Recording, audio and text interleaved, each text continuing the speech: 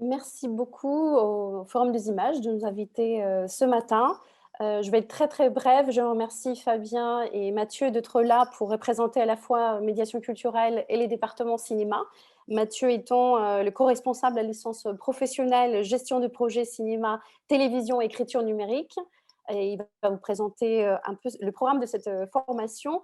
Pour ma part, un bref mot sur l'offre pédagogique de l'UFR Arts et Médias qui couvre un très riche domaine de formation avec 4 départements et plusieurs formations en cinéma, audiovisuel, communication, médias, médiation culturelle, art du spectacle, art du théâtre et de la scène.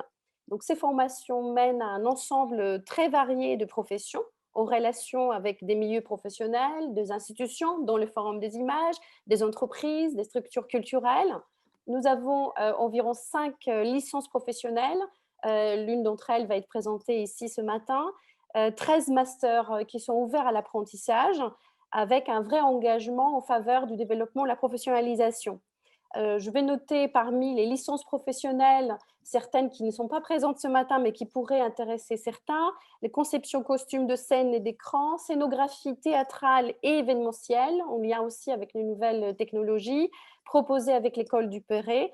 Et au niveau du master, là Fabien pourra vous présenter davantage. Nous avons un master en production très tourné nouvelles écritures, mais également un master de didactique et de production d'outils pédagogiques, à nouveau très orienté numérique, et médiation et création artistique, industrie créative et médiation numérique, mais c'est des choses que Fabien pourra vous exposer dans quelques instants.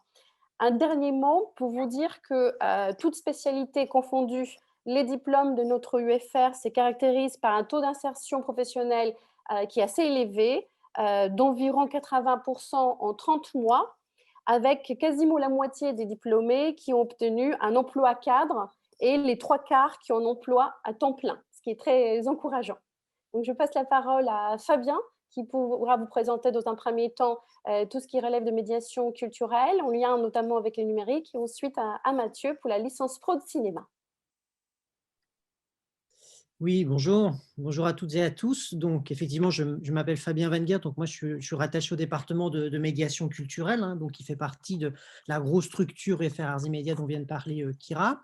Donc, moi, je vais vous parler plutôt donc, du département de médiation culturelle aujourd'hui. Alors, juste ce département et toute l'UFR, effectivement, comme le disait Quentin, on est situé dans le 5e, même si très bientôt, on sera dans le 12e, rue Picpus, dans un tout nouveau campus très bien équipé, notamment d'un point de vue numérique. Donc, si vous ne l'avez pas vu, regardez sur Internet, les plans du nouveau bâtiment sont vraiment très, très beaux. Alors, pour commencer, comme moi je vais vous parler de la médiation culturelle, juste de petits mots pour vous dire effectivement qu'est-ce que c'est que la médiation culturelle, puisque c'est le nom du département et ça a un impact sur tout ce qu'on fait.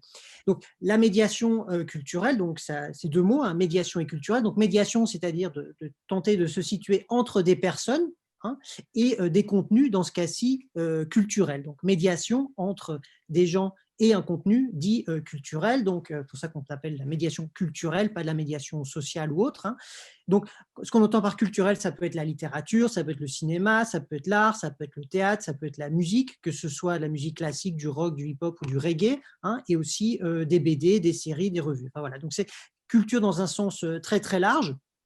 Et on part effectivement de l'idée qu'il faut souvent quelqu'un ou quelque chose qui permette à des personnes de mieux comprendre et d'appréhender ces contenus culturels pour bien en profiter et en tirer vraiment tout ce qu'ils peuvent. Parce que des fois, ce n'est pas toujours facile de comprendre tout seul des pièces de théâtre, des films, des créations artistiques, si on n'a pas déjà une pratique très, très développée. Donc du coup, c'est ça qu'on essaie de faire, c'est de la médiation culturelle. Donc la médiation, elle peut passer par une personne qui du coup peut faire de la médiation directement, faire de la programmation, de la création d'activités, d'événements, de la rédaction de textes ou aussi la création de dispositifs, notamment numériques, donc pour aider des personnes, que nous on appellera des publics, pour mieux appréhender, soit que ce soit du théâtre, des films, etc., etc. Donc nous, on essaie de former nos étudiants à être de bons médiateurs, de bonnes médiatrices. Donc chaque année, on a plus ou moins 1500 étudiants, tous niveaux confondus, hein, entre la licence et le master. Et on s'appuie notamment sur justement la création numérique et le développement web, hein, qui est de plus en plus utilisé justement dans cette volonté de faire de la médiation entre des publics et des créations culturelles, hein. Donc, la création numérique, le développement web est très important pour nous. Donc nous, au département de médiation culturelle, on a de multiples formations, hein, donc, et si vous êtes intéressé, vous, par la création numérique et le développement web, il y a plusieurs formations en licence et en master qui peuvent vous intéresser. Donc en licence, c'est 3 ans, hein, et puis souvent ces formations peuvent se prolonger au niveau master, donc c'est 2 ans en plus, donc ce qui ferait un bac plus 5. Hein, donc vous n'avez bien sûr pas l'obligation de faire 5 ans chez nous, vous pouvez faire juste la licence, juste le master. Enfin, voilà. Mais je vais vous présenter un petit peu le tout, comme ça vous pouvez voir un peu ce qu'on fait. Alors, pour la licence, tout d'abord, nous, on a une licence donc, qui est rattachée à notre département, qui s'appelle licence en médiation culturelle, petit tiret conception et mise en œuvre de projets culturels. Hein, donc, c'est un nom très long, hein, mais voilà, c'est licence en médiation culturelle, conception et mise en œuvre de projets culturels. Donc, c'est ça qu'on offre, nous, au département. Et en fait, c'est une grosse licence avec donc presque 1000 personnes qui est sous-divisée en différents parcours. Donc, ça veut dire qu'en fait, vous faites une licence chez nous en 3 ans. Vous avez des cours généraux avec l'ensemble des gens. Donc là, c'est plutôt des amphis. Et puis après, il y a des parcours, hein, au sein de cette licence, à partir de la 2e et la 3e année, où vous vous spécialisez dans un parcours particulier. Donc, il y a 6 parcours chez nous, hein, mais je vais vous en présenter juste 2 brièvement aujourd'hui parce que c'est ceux qui sont les plus liés à la création numérique. Alors, le premier parcours, donc, il s'appelle livre, écrit, BD et support numérique. Donc là, je répète, hein, c'est un parcours qui commence en 2e et en 3e année parallèlement à tous vos cours généraux. Et là, on vous apprend surtout à travailler, à vous insérer, à faire de la médiation autour de ce qu'il est donc plutôt à la lecture, que ce soit, donc, comme je disais, de la littérature, des BD, des mangas, mais plein d'autres choses aussi, grâce notamment, mais pas que, hein, au numérique, puisque ici, on est bien conscient que le numérique a transformé radicalement les pratiques de lecture, mais aussi les pratiques de médiation autour de la lecture. Hein. Donc, on abordera donc plutôt ici le numérique au travers donc, de ces formes culturelles spécifiques qui sont le livre, l'écrit, les BD. Donc le support de lecture plus principalement. Et on a un deuxième parcours, hein, qui s'appelle musée, patrimoine et exposition. Donc là, on essaye plutôt de former nos étudiants pour s'insérer dans le monde professionnel lié au secteur du patrimoine, donc à faire soit des expositions ou à créer du contenu, notamment numérique, hein, pour les lieux patrimoniaux ou pour les musées. D'ailleurs, à partir de janvier 2021, notamment dans notre nouveau campus dans le 12e, on aura une toute grande salle d'exposition, hein, sur notre campus qui est assez unique en France, en Île-de-France et en France d'ailleurs, où on va faire justement des expos, des dispositifs numériques avec nos étudiants. Hein, parce qu'on est bien conscient que justement la question du numérique est essentielle actuellement pour apporter plus d'informations aux personnes qui se déplacent dans des expositions, qui vont voir des sites patrimoniaux ou des musées. Hein, donc, le numérique est énormément utilisé par ces institutions actuellement. Donc, on a une forte orientation vers ça dans notre formation. Donc, ces 2 parcours, hein, il y a plus ou moins 40 personnes à chaque fois. Hein, et puis, vous avez vos cours plus généraux, comme je vous disais, en licence. Vous avez la possibilité de faire un stage dès la L2, qui n'est pas obligatoire, et un stage obligatoire en L3, hein, pour vous, justement, vous aider à vous insérer et à connaître la réalité, hein, de ces différents mondes culturels. Donc voilà, donc il y a 6 parcours, mais il y a 2 parcours essentiellement portés vers le numérique. Et puis après, si jamais ça vous intéresse, on a effectivement des masters qui prolongent ça. Alors je sais que pour vous, c'est très très très loin, hein, quand même, mais je vous mentionne quand même la chose. Hein, ce sont des masters qui prolongent d'une certaine manière cette licence. Donc, on a notamment 2 masters qui sont très fortement liés à la création numérique et au développement, hein, parmi les 6 masters qu'on offre. Le premier, il s'appelle Musée et nouveaux médias. Donc là, c'est un peu la continuité du parcours patrimoine, musée, exposition que je viens de vous mentionner en licence. Et là, en master, donc là, vous avez déjà un niveau de formation plus développé. Hein, et là, c'est vraiment de la création numérique pour la médiation dans les musées et les sites patrimoniaux, à travers de la création de dispositifs qu'on a dans les salles, de la réalité augmentée. Enfin, voilà, toute une série de choses qu'on fait pratiquement et qui ensuite, c'est ça qui est intéressant, sont vraiment mises en place par ces sites patrimoniaux et dans certains espaces comme la Cité de la musique qu'on a pu travailler ou l'Institut du monde arabe cette année, les dispositifs créés par nos étudiants sont toujours là et ils sont utilisés aujourd'hui par les publics. Hein, donc là, voilà, vous avez ces 2 ans, hein, les masters, et là, vraiment, donc, il y a une partie vraiment du contenu qui est axé sur la création de dispositifs numériques. Et il y a un deuxième master qui s'appelle Master Industrie créative et médiation numérique. Alors, qu'est-ce que ça veut dire? Industrie créative, c'est tout ce qui est la musique, l'audiovisuel, les jeux vidéo, la mode, les festivals, c'est-à-dire toutes ces choses qui génèrent une économie, qui génèrent de l'argent, hein, qui font c'est des produits culturels. Donc, dans ce master-là, on travaille là-dessus et on apprend tout particulièrement à travailler sur les plateformes numériques au travers desquelles ces industries aujourd'hui se développent, que ce soit les médias sociaux numériques, les applications mobiles, les plateformes, hein, choses comme Netflix et autres, hein, effectivement, qui sont des lieux très importants pour la création aussi et pour nos médiateurs. Donc ces masters-là, il y a 20 personnes, hein, plus ou moins, donc c'est en 2 ans. Donc normalement, vous restez pendant 2 ans et vous n'êtes pas obligé, bien sûr, de passer par la licence pour y avoir accès. Hein. Vous postulez et même si vous êtes passé par une autre formation avant, vous pouvez accéder à nos masters aussi. Il y a des stages et il y a de l'alternance en deuxième année. Alternance, ça veut dire que vous êtes engagé dans une institution, dans une entreprise, en même temps que vous faites votre formation. Et donc, vous êtes payé, vous avez un salaire, vous êtes étudiant apprenti, vous êtes un vrai professionnel, ce n'est pas uniquement des stages. Alors, au sortir de tout ça, donc, la licence et les masters que je vous ai présentés, donc, vous pourrez être soit des programmateurs, programmatrices, médiateurs, médiatrices, soit dans des institutions, soit des centres culturels, des médiathèques, des musées, et vous serez tout particulièrement familier avec le numérique et l'usage qu'il est fait du numérique dans ces espaces culturel, mais vous pouvez aussi travailler dans des entreprises, dans des startups qui produisent du contenu numérique pour ces espaces culturels. Ce n'est souvent pas les espaces culturels qui eux-mêmes font leurs tablettes, etc., mais c'est souvent des entreprises autres, hein, qui font ça pour les sites patrimoniaux ou autres. Et donc là, effectivement, vous pouvez aussi vous insérer dans le marché privé dans ces entreprises-là. Alors, juste pour finir, je voudrais juste quelque chose qui est important à avoir en tête si vous vous lancez dans une formation à l'université, hein, ici autour de la médiation.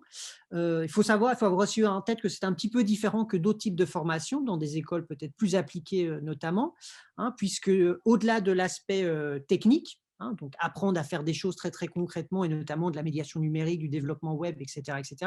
Nous, à l'université, aussi, l'un des buts de nos formations, c'est aussi d'être critique et réflexif sur tout ce qu'on fait, c'est-à-dire qu'on apprend, mais en même temps, on analyse ce qu'on fait, on y réfléchit, on les interroge, on les analyse, on les compare, et aussi on les critique. On se dit, tiens, est-ce que c'est vraiment très utile? Est-ce que c'est pertinent?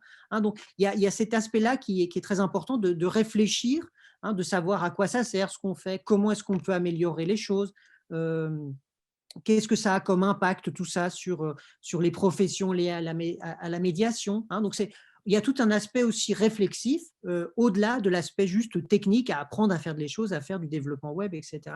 Donc, ça, c'est vraiment la grande spécificité de la formation aussi à l'université par rapport à d'autres types d'écoles. Mais bon, bien sûr, il y a des cours aussi plus techniques, hein, mais pas que. Hein. Donc ça, c'est un peu la spécificité de l'université. Donc si cet aspect-là vous intéresse, je pense que la fac est un excellent endroit pour vous, hein, pour réfléchir à ce que vous faites et pas juste faire. Hein. Donc en tout cas, si ça vous intéresse, nous on est là, on vous attend avec grand plaisir et vous trouverez de toute façon toutes les informations que je vous ai présentées très brièvement aujourd'hui sur notre site web, hein, donc du département de médiation culturelle. Et si vous êtes là, il y a nos mails aussi qui sont indiqués sur la plateforme, enfin sur le site web. Si vous avez des questions, vous pouvez venir à la fac quand la situation se sera améliorée sanitaire pour poser des questions. Enfin voilà, nos secrétaires et nous, on est là aussi. Voilà, donc je vais maintenant laisser la parole du coup à Mathieu Bonpoint, qui lui est d'un autre département, hein, du département cinéma audiovisuel, qui va vous parler d'une autre formation qui est réalisée dans son département. Voilà, merci. Bonjour, bonjour à tous. Je m'appelle Mathieu Bonpoint. Moi, j'ai la particularité d'être un professionnel en activité rattaché au département et qui donne des cours au niveau de la licence et des masters. En fait, le département cinéma a pensé une formation qui est accessible. Alors je vais parler du parcours de ce qu'on peut faire avant d'accéder à la formation plus précise des L3 Pro, mais dans le département cinéma, il y a une licence cinéma. Et sur le même principe que ce qu'expliquait Fabien, vous avez une licence qui a été pensée sur un parcours sur 3 ans pour essentiellement vous enseigner l'histoire, la théorie, l'esthétique dans le cinéma et l'audiovisuel avec une progression des différentes connaissances, mais surtout l'idée de vous apporter une culture générale qui vous permet d'analyser, de critiquer, de comparer et progressivement de vous emparer peut-être d'abord d'un point de vue de la réflexion, de l'envie de faire des films, mais en tout cas, la particularité de cette formation de la licence cinéma, c'est que ça n'est pas une école de pratique. Pour le coup, ça conviendra mieux aux étudiants qui ont besoin de se nourrir de références et de comprendre comment d'autres ont fait ou pensé des films avant. Et pour le coup, la pratique sera laissée à côté dans votre temps libre. Elle sera stimulée par différentes associations qu'il y a sur le campus, la possibilité d'accéder à et de vous rendre à un certain nombre de conférences, de projections qui sont organisées tout au long de votre parcours, notamment une semaine des arts et médias où sont exposés, enfin, où il y a la possibilité de découvrir un certain nombre de métiers, notamment dans les autres formations qui se font dans l'ensemble de l'UFR. Et du coup, on a remarqué qu'il y avait un certain nombre d'étudiants qui avaient peut-être envie d'une formation un petit peu plus pratique et on a créé cette L3 Pro donc qui s'appelle gestion de projets artistiques et culturels. Enfin, plus précisément, c'est cinéma, télévision et écriture numérique. En fait, cette formation-là va répondre aux étudiants qui ont plutôt envie de travailler dans l'accompagnement des écritures, de la fabrication ou de la post-production des œuvres, mais pas ceux qui ont envie de travailler sur les tournages. Ça, c'est quelque chose qu'il faut absolument préciser parce que pour les tournages, il y a plein de façons d'apprendre, hein, en apprenant par des expériences, des stages qui sont possibles tout au long d'un parcours universitaire également ou dans des écoles. Par contre, cette L3 Pro précisément va proposer donc en troisième année après le bac, il faut donc que vous fassiez déjà 2 ans avant, mais vous pouvez avoir fait cette licence à Paris 3 ou fait différentes autres formes de formation, des IUT, des BTS.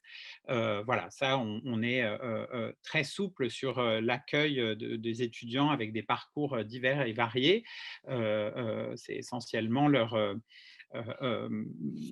envie de cette formation qui va être évaluée. Et donc, cette formation va proposer 3 parcours.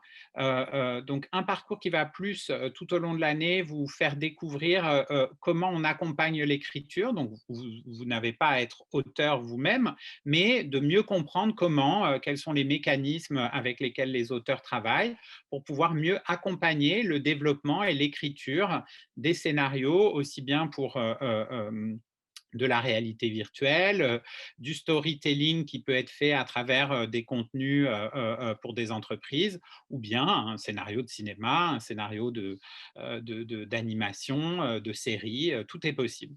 Et un deuxième parcours qui va plus s'accentuer sur la production et la diffusion, où là, on va vous présenter tous les mécanismes de financement, les mécanismes de diffusion des œuvres pour que que vous puissiez progressivement comprendre les différents écosystèmes. Il y a beaucoup de témoignages de professionnels qui viennent dans cette formation pour témoigner de comment ils travaillent, quelles sont leurs pratiques, pour que vous ayez un peu tout au long de l'année un panorama et que vous commenciez à comprendre un petit peu vers quel type de travail vous pouvez vous orienter à la fin de la L3. Et puis enfin, un dernier parcours qui est plus lié sur la fabrication technique, donc la post-production, la façon dont on prend des rushs d'un tournage pour les mettre dans une machine et puis s'occuper des rushs son également et tout le travail qu'on appelle un workflow qui va descendre depuis le moment où on enregistre ces images jusqu'au moment où elles sont diffusées. On va vous apprendre les différentes techniques de fabrication, maîtriser aussi un petit peu et comprendre les coûts. Euh, En fait, cette licence a la particularité aussi d'avoir été pensée pour que dès le début, elle vous occupe à peu près 2 jours et demi de cours par semaine et que vous passiez le reste du temps en entreprise, puisque cette licence est principalement dédiée à l'accueil d'étudiants en apprentissage. Donc, c'est une formation qui débute généralement début septembre et se termine fin août de l'année d'après. Cette formation en apprentissage, elle est très souhaitée et en fonction des années, il reste parfois des places en formation initiale. Donc là, on accueille les étudiants qui n'ont cours que 2 jours et demi par semaine. Et là, à nouveau, c'est eux qui vont devoir soit trouver un stage, soit des pratiques à travers d'autres engagements, services civiques ou autres, qui pourraient se faire en complément de l'emploi du temps qui est proposé. Voilà, c'est une formation qui débouche principalement sur une intégration professionnelle. Euh, alors, on n'a pas encore assez de recul pour vous donner des chiffres, puisque la licence a été créée, il y a pour l'instant qu'une promotion qui est sortie, mais a priori, l'idée est d'accompagner des jeunes, puisqu'ils travaillent en entreprise tout au long de l'année, pour soit poursuivre leur collaboration, soit réfléchir à une intégration, donc rentrer sur le marché du travail. C'est des boulots qui sont assez vastes, mais qui sont, on va dire, plutôt dans le domaine évidemment de l'audiovisuel, mais aussi des services communication des entreprises et surtout axés sur des chargés de production, des assistants de production qui vont travailler à l'organisation ou à la post-production ou à l'accompagnement des écritures des différents métiers possibles dans le secteur. Il existe, il faut le noter, aussi la possibilité de poursuivre, puisque cette licence pro donne droit à l'accès au niveau master. Donc, il existe aussi la possibilité de poursuivre ces études. Mais c'est vrai que souvent, les étudiants qui ont goûté à l'apprentissage ont envie de rentrer dans la vie professionnelle. Donc, sur ce qu'on a comme information, la majeure partie des étudiants rentrent dans la vie professionnelle à l'issue de cette licence professionnelle. Voilà. Après, voilà, je pense que j'ai fait une présentation assez succincte. Il y a évidemment sur le site la présentation, la maquette des cours avec une brochure qui décrit un petit peu plus.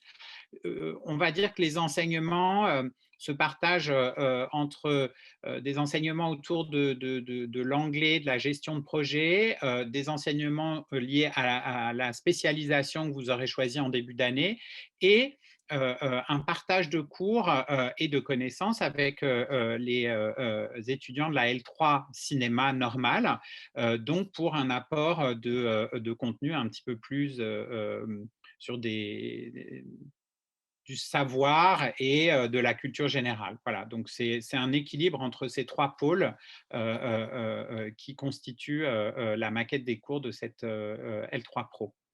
Voilà pour ma présentation. Merci. Parfait, merci beaucoup à tous les trois pour ces vastes possibilités que vous proposez. Je pense qu'on pourrait passer peut-être une matinée entière sur l'UFR Arts et Médias, tellement les propositions sont diverses. Donc on a focalisé un petit peu sur tout ce qui pouvait intéresser en particulier les Tumoiens, jeunes de Tumo, donc tout ce qui concernait voilà, l'audiovisuel et le numérique. Donc merci beaucoup à tous les 3 d'avoir, pris le temps, pour tout cela. Alors il n'y a pas eu forcément beaucoup de questions sur le chat. En tout cas, n'hésitez pas, si vous avez des questions, même à prendre la parole. Donc pour cela, je vous invite à cliquer sur «Lever la main». Si vous êtes timide, vous pouvez utiliser le chat. Sinon, vous pouvez aussi lever la main et on vous donnera la parole tout de suite pour répondre à vos questions. Je ne sais pas, donc c'est peut-être une évidence, hein, mais donc c'est l'université, donc voilà. Est-ce que vous voulez repréciser les frais de scolarité qui peuvent s'appliquer, peut-être, par exemple? Pour le niveau de frais Oui, parce que je pense qu'il de y a scolarité? des écoles qui sont payantes, des autres qui sont privées, donc mais Oui, si vous voulez. l'université n'est pas payante, hein, donc le frais de scolarité sont vraiment des frais d'entrée parmi le plus bas d'Europe. On est à quelques 400 €, il me semble, si Fabien pourra me corriger, même moi. Après, il y a l'assurance aussi, sécurité sociale. Donc, si on ajoute tout, c'est à peu près le niveau. Donc, il n'y a pas de frais de scolarité au dehors de ces frais d'inscription qui servent à instruire le dossier et surtout les suivis administratifs de l'étudiant ensuite, hein. Donc, l'université est gratuite, et justement, nous avons développé l'apprentissage pour permettre aussi de continuer à enrichir nos offres et d'offrir une multiplicité donc d'options et des perspectives professionnelles sans que cela greffe les budgets de nos étudiants. Donc, nous offrons un réseau professionnel et des opportunités de stage ou de professionnalisation, mais sans que cela implique des efforts de financement de la part de nos étudiants. Donc, l'accès au moins de ce frais est complètement gratuit. Après, il y a Ah, des bourses oui. qui existent. Enfin, je me permets juste d'insister, si effectivement, il y a aussi des bourses qui vous permettent de faire vos études aussi. Là, il faut se rapprocher du Crous, mais effectivement, on a toujours des étudiants boursiers chez nous aussi, hein. Tout à fait. Un certain nombre d'étudiants, ils sont assez nombreux par ailleurs à être boursiers. Et ensuite, au niveau de l'apprentissage, vous êtes exonéré de frais d'inscription. Donc, même ces frais sont pris en charge ensuite par les entreprises qui prennent en alternance les étudiants. Parfait. Alors, je vois Anaïs donc, qui demande combien d'élèves par promo. Alors, je suppose que ça dépend vraiment de la licence, des masters, etc. Mais peut-être qu'on peut repréciser au moins pour celles dont vous avez parlé, les formations dont vous avez parlé. Je Oui, laisse mes 2 camarades préciser le volume pour les formations de licence pro et de master, qui sont des petites promotions, hein, pour ce qui est de tout ce qui est professionnel, ouvertement professionnel, assumé comme licence pro ou master pro. Les promotions sont restreintes, hein. On parle ça peut aller d'une vingtaine d'étudiants jusqu'à 25. Je sais que la licence pro, cette année, pour le cinéma, est allée à un groupe un peu plus important, mais c'est à peu près les moyennes. oui, c'est ça pour les 2 licences, enfin les 2 parcours que je vous ai présentés, c'est 40 personnes, hein, 42 personnes maximum par parcours. Donc là, c'est des petites salles, donc ce qui veut dire que on vous invite à participer aussi beaucoup, hein. Donc vous n'êtes pas juste passif dans un grand amphi, hein. Il y a des travaux plus pratiques, il y a des ateliers pratiques où vous devez voilà, prendre la parole, vous devez participer. Donc voilà, on est sur 40 personnes, même si en licence, hein, je vous ai dit, il y a quelques cours quand même en amphi, où là, il y a plusieurs centaines de personnes, mais voilà, il y a quand même, plus vous avancez dans les années, moins vous êtes globalement. Voilà. Et puis après, en master, c'est une vingtaine de personnes maximum. Voilà, pour la licence, c'est à peu près la même chose. Si vous choisissez de faire la licence cinéma, on est sur on va dire une promotion d'à peu près 300 étudiants qui suivent les cours en amphi, mais sur une semaine type, on va dire qu'il doit y avoir, je pense, 4 ou 6 heures d'amphi maximum. Les autres cours sont suivis sous la forme de TD, où vous êtes généralement une trentaine d'étudiants dans ces TD, sachant que l'effectif de la L3 Pro, lui, est entre 24 et 36 avec, comme il y a 3 spécialités, ça veut dire que vous êtes des sous-groupes souvent entre 8 et 12 étudiants qui suivent les cours, donc c'est vraiment du suivi presque personnalisé qui est fait là. Mais voilà, les étudiants de la L3 Pro vont parfois dans les cours d'amphi de la L3 cinéma. Donc, cette mutualisation permet aussi le contact et la rencontre quand les cours sont faits en présentiel, évidemment. Oui, tout à fait. Alors, je reprécise effectivement, parce qu'il y a peut-être des spectateurs qui sont arrivés en cours de route, donc c'est bien donc l'université Sorbonne Nouvelle Paris 3. Donc, alors, je rappelle le site, hein, donc univ-paris3.fr, univ-paris3.fr. Donc, voilà, vous retrouverez tout ça sur le site. Ensuite, donc l'UFR, c'est Art et Médias. Et vous avez normalement accès aux adresses mail de chacun. Il y avait une autre question. Oui, oui, Fabien, allez-y. Non, je voulais juste vous dire aussi qu'il ne faut pas avoir peur de l'université. Enfin, on est vraiment très, très accessible. Il y en a des gens qui viennent de tous les univers géographiques et sociaux chez nous. Donc, effectivement, il ne faut pas avoir peur d'avoir en tête l'idée d'une université très élitiste. Enfin, on est vraiment ouvert à tout le monde. Donc, voilà, si ces sujets vous intéressent, vous êtes vraiment les bienvenus chez vous. Alors, plus vos notes, effectivement, sont bonnes au bac, plus vous aurez effectivement de possibilités de rentrer. Mais voilà, on est très, très ouvert. Plus que les notes, c'est vraiment votre envie de faire ces formations qui nous intéressent. Donc, si c'est vraiment ça que vous voulez faire, voilà, n'hésitez pas non plus à postuler chez nous. Donc, pour les droits d'inscription, puisque la question a été posée, donc pour le premier cycle, c'est 170 €, plus la contribution à la CEVEC qui permet justement d'alimenter et de financer un certain nombre d'actions en faveur de la vie étudiante, donc qui se lève à 92 €. Donc, on est effectivement à beaucoup moins que 300 € pour ce qui est le premier cycle. Sachant que si vous êtes boursier, vous êtes pris en licence 3, en licence 2 professionnelle, dans ce cas-là, ces droits peuvent aussi être largement financés. Alors, il y avait Prudence également qui demandait à ce que Kira répète les intitulés peut-être plus brièvement voilà, de chaque formation, des 3-4 principales qu'on a évoquées ce matin, pour synthétiser. Oui. Je me suis permis, Kira, d'envoyer la liste des licences qui sont proposées au niveau de l'UFR Arts et Médias avec un lien direct, parce que ça permet d'être… Tout à fait. Merci Voilà. beaucoup, Mathieu, de Tous les départements. l'avoir fait. Donc, l'UFR regroupe 4 départements. Donc, il y en a 2 qui ont été présentés ce matin, cinéma et audiovisuel. Donc, avec sa licence pro, gestion de projet cinéma, télévision et écriture numérique. C'est ce que Mathieu vous a présenté, qui est proposé à partir de la licence 3. Juste avant, vous avez la licence cinéma et audiovisuel classique, qui est à orientation principalement théorique, mais qui n'exclut pas une réflexion sur les métiers. Donc, nous avons un grand nombre de professionnels qui vont présenter différents métiers tout au long de la licence 1 et 2. Et qui se distinguent par ailleurs, je me permets, Mathieu, de compléter, par un pôle économie de l'audiovisuel et du cinéma très actif, qui est très orienté d'ailleurs métier et professionnalisation. Et ensuite, vous avez le département médiation culturelle, représenté par Fabien, qui vous a présenté à la fois la licence classique avec ces 2 parcours qui vous intéressent ici très directement. Un qui travaille sur les médiations de l'écrit et la BD, et le deuxième qui est plutôt axé sur le musée et le patrimoine. Et vous trouverez, Fabien, si tu peux mettre le lien en ligne de ces 2 parcours, ça pourra aider les élèves. Et ensuite, tant pour l'un que pour l'autre, vous avez des formations qui se prolongent au niveau master. Pour médiation, il s'agit du parcours médiation, musée et nouveaux médias.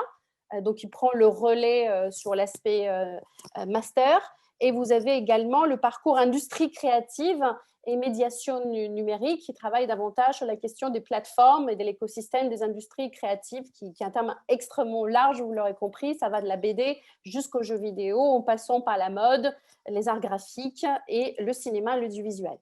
Et puis, au niveau cinéma et audiovisuel, il y a les masters production audiovisuelle et éditorialisation, donc qui prolongent un peu certains aspects de la licence pro, mais qui travaillent davantage l'aspect éditorialisation. Donc, nous, on va aussi travailler sur l'éditorialisation de contenu sur les plateformes, mais pas que. Voilà à peu près pour résumer l'offre de ces 2 départements. À côté, nous avons aussi théâtre et médias et communication. Il n'y a pas un représentant de médias communication aujourd'hui, mais sachez qu'au niveau master, vous pouvez travailler aussi sur les données numériques, c'est-à-dire travailler sur la communication numérique et l'analyse des données. Donc, ça implique d'autres compétences encore qui sortent du périmètre artistique, mais qui est très en lien avec la valorisation de contenu, justement. Donc, c'est un prolongement qui pourrait intéresser certains. Tout ça, vous pouvez m'écrire personnellement si vous avez besoin de d'autres informations et je vous enverrai vers les pages de chaque formation. Super, merci beaucoup pour toutes ces reprécisions. J'avais une question pour Mathieu éventuellement. Est-ce qu'on a des exemples, donc j'ai bien compris, hein, donc la licence a été peut-être un peu compliquée à mettre en œuvre l'année dernière avec le confinement, c'est ça? Bon, mais est-ce qu'on a des exemples de lieux, d'institutions, d'entreprises dans lesquels les apprentissages ont pu se faire? Alors, les apprentissages se sont faits dans des entreprises très variées et cette année, on a plus de 36 étudiants qui sont dans 36 entreprises puisque tous les étudiants, ça a été, je ne sais pas si c'était une conséquence de la crise, mais en tout cas, tous les étudiants ont été placés dans des entreprises. Alors, placés, non, je devrais dire, c'est eux qui trouvent et nous, on les accueille pour la partie cours.